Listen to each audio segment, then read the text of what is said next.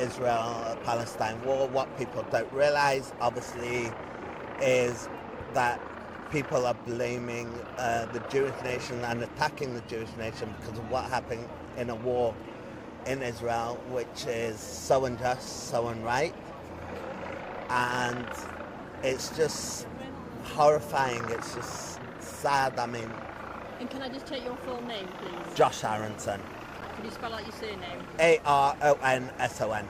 Great, thank you so much for your time. Just going to check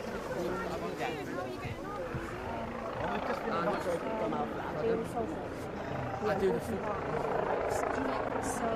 So are you praying on the street, or is this what? Basically, I was always on prayer when she goes back to Spain.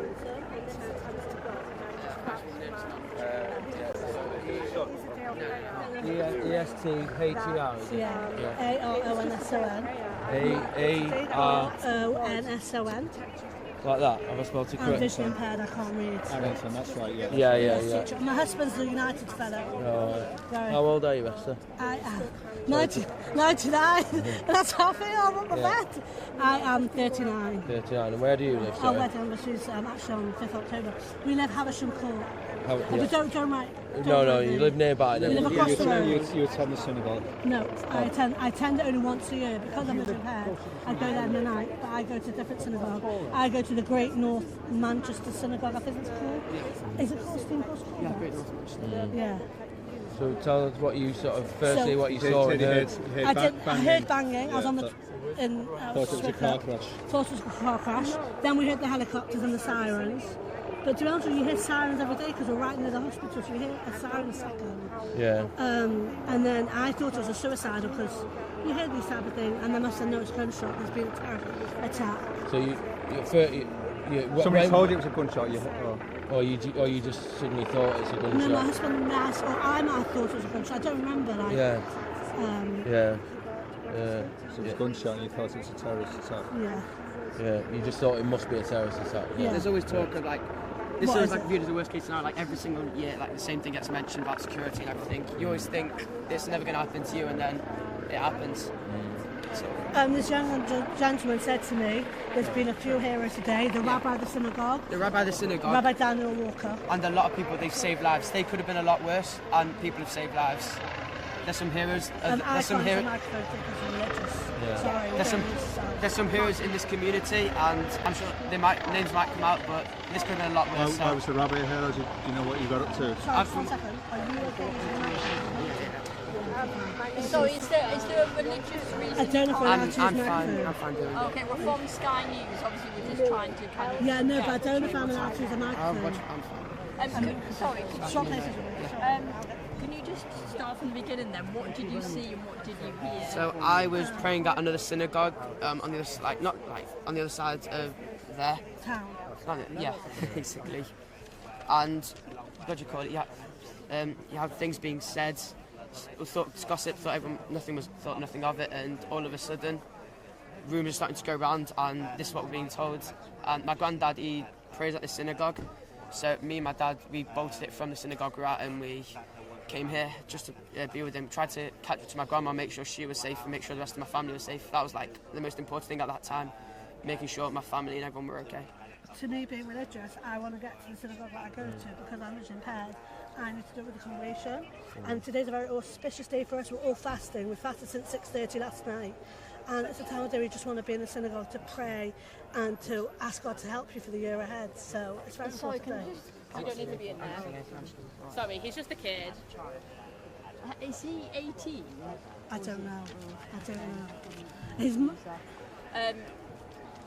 I'm 39. But you don't want to be... No, I think it's okay. Are you okay? I think it's okay. I'm not making it. Then, can I just, from the beginning then, can you just tell us what you've seen and what you heard, please? Yeah. He's a child from the community. Sorry, are you able to just say what you saw and what you heard? So I'm visually impaired. I didn't see anything. Yeah. I heard, because I live across the road from the synagogue. I heard bang bang, and then we heard the helicopters, we heard the sirens. But you hear sirens every day because we're around the corner from the hospital, so you kind of hear it every day. It's an everyday thing, you're hearing the siren. And then we thought maybe God told it would be a suicidal because we're right near the forest. But then we heard it was gunshot and there'd been a terrorist attack in the synagogue.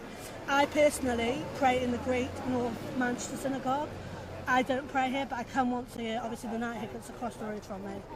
So How shocked are you by what's happened? a bit nervous, but I want to say how amazing the rabbi is. He's incredible. He blessed us all he prayed us all last night in the synagogue that everyone should be safe. So I feel that prayer blessing was something that gave to us.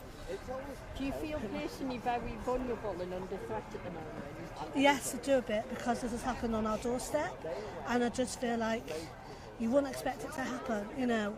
When we had the Oasis Constant Park light, the whole road's blocked off and the security thing, and today, like I said, being an auspicious high holy day, we've all fasted since 6:30 last night, you want to feel secure, you want to be able to go to places and feel that you can just walk around and do what you can do. But you worship at another synagogue? Yeah, it's the Great North Manchester Synagogue on Holden Road. How has this affected your community? I know it's very soon afterwards, but how is Oh, it'll affect the community. There'll be no school, probably, presumably, no schools will be open. It is a time of year where everybody's very busy. We have the holiday of Sukkot, which is Pentecost, where everybody has the huts and we shake the leaves and the lemon fruit. And so it's a very, thank God, a busy time of year. We've just come from the Jewish New Year last week, the fast today, and then next week the holidays again. So everybody's very busy in their own way, doing their own things. And it's a time of year where you just want to be able to get to the shops, feel secure. You want to get to where you need to get to. You want to do things you have to do, places. There's a lot of preparation for next week. So. And today's a holy day, isn't it? Today's How the high distressing is it, that fact that this has happened on your holy day? It makes it very insecure because, like I said, everybody wants to get to synagogue. And when you get to synagogue, you feel that prayer of allness and you just want to be together with everybody in the synagogue. And actually happens to be the person who does the prayer today happens to be my husband's brother. So I feel very connected as a family thing orientated, that we're all praying together. And the community, it comes together, it uplifts everyone. It brings everyone to an element of feeling of allness and security of going to the synagogue together, praying together, being together, and, you know, seeing people you don't usually see. And what do you think, what impact this has had on the community on today, the holy day? It'll be a high impact. Basically, like I said, there'll be a lot more security alerts. I think a lot of the synagogues are in lockdown.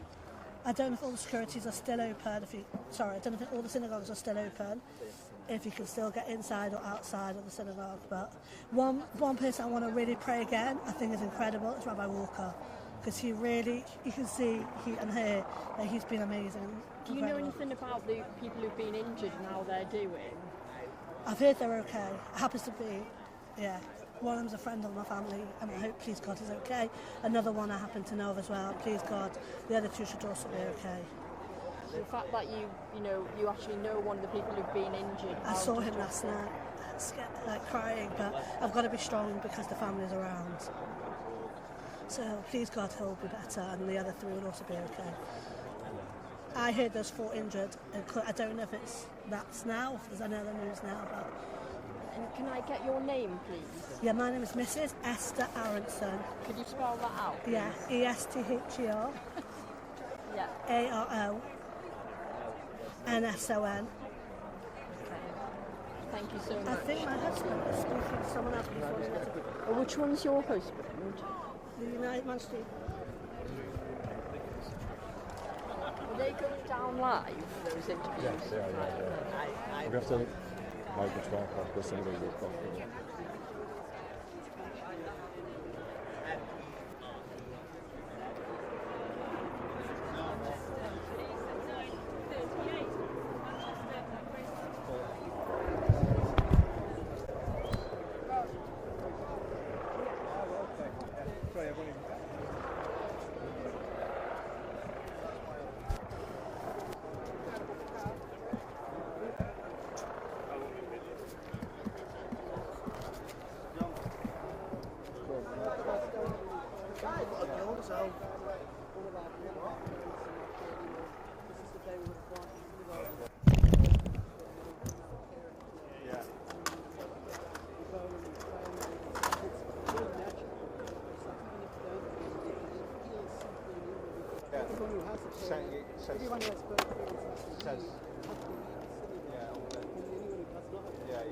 So it allows you to bond with all the people. Yeah. So sorry, if you just go back to what happened. Stand security ago, what do you think happened after that? No, but what this lady told you? Earlier today. She had back to work. When I on the courtyard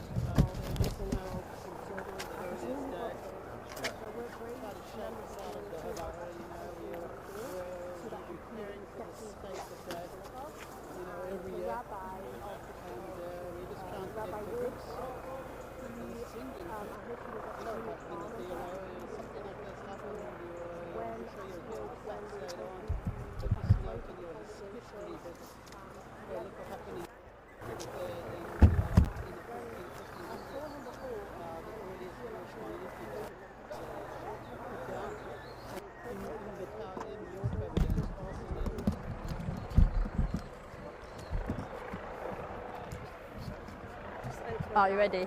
Mike, this is other woman. Okay, yeah.